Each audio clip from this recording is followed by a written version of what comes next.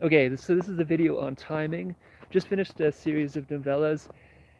Big part of it involved timing, ideas of time, and admittedly, as I push into this stuff, it gets into high speculation, right? Because I'm looking at what it would mean if humans had a bigger mind, things like this Elon Musk's wizard's hat, for example, which would extend humans, cognizing capacities dramatically. You'd be able to potentially you know, think orders of operations tenfold, a hundredfold, a thousandfold of what humans have.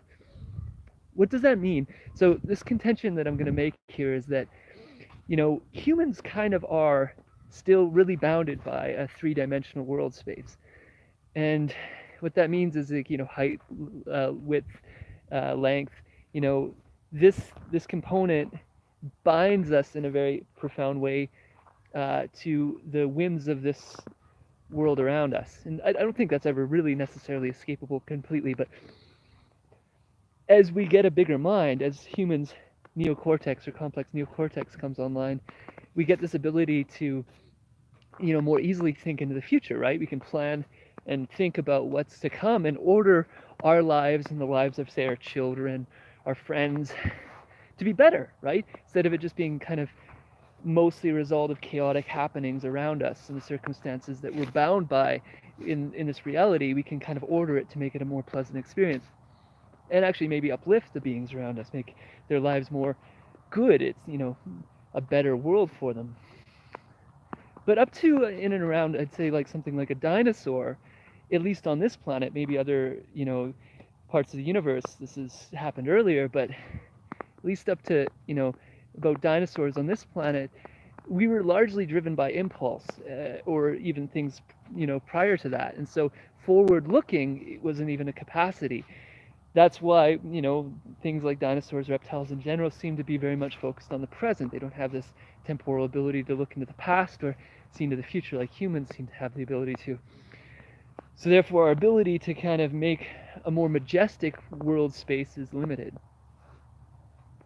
So, the religious traditions, they talk about this idea of, a heavenly body, right? Some sort of uh, organizing principle that's highly ordered compared to this chaotic world that we live in. We're bound to these whims of nature and surrounding things that, sometimes we don't have very much capability to negotiate, and we get wiped out or destroyed from them.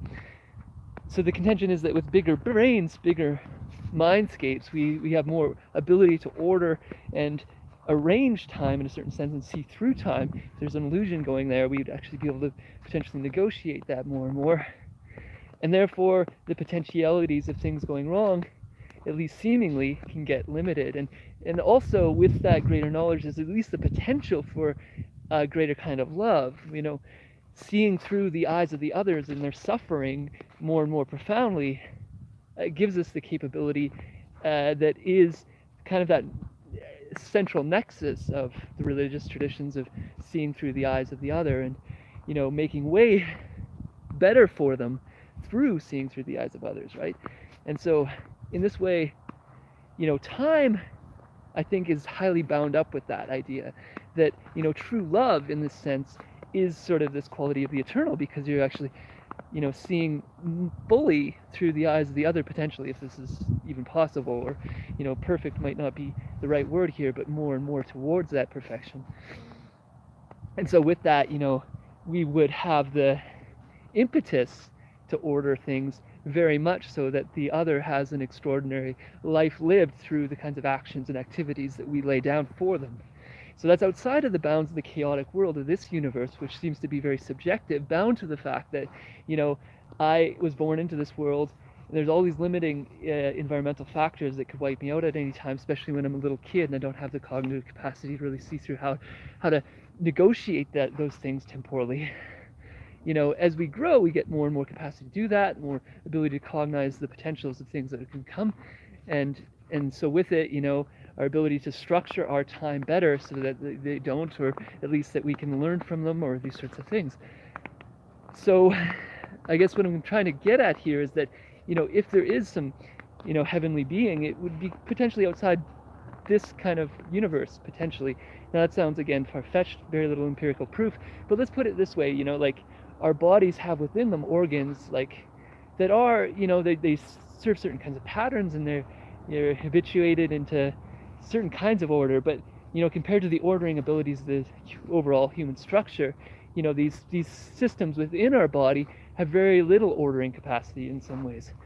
And so you might see it in that way, that if there is a heaven already operational, you can see this universe is potentially a fairly chaotic component of this bigger ordering structure, and still there's a top-down controlling kind of component to that organizational principle. You're going to go with this body when it moves and these sorts of things.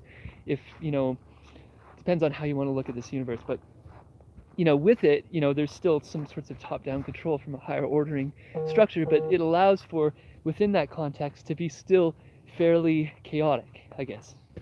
Okay, that's all I'm going to say for now. How do I shut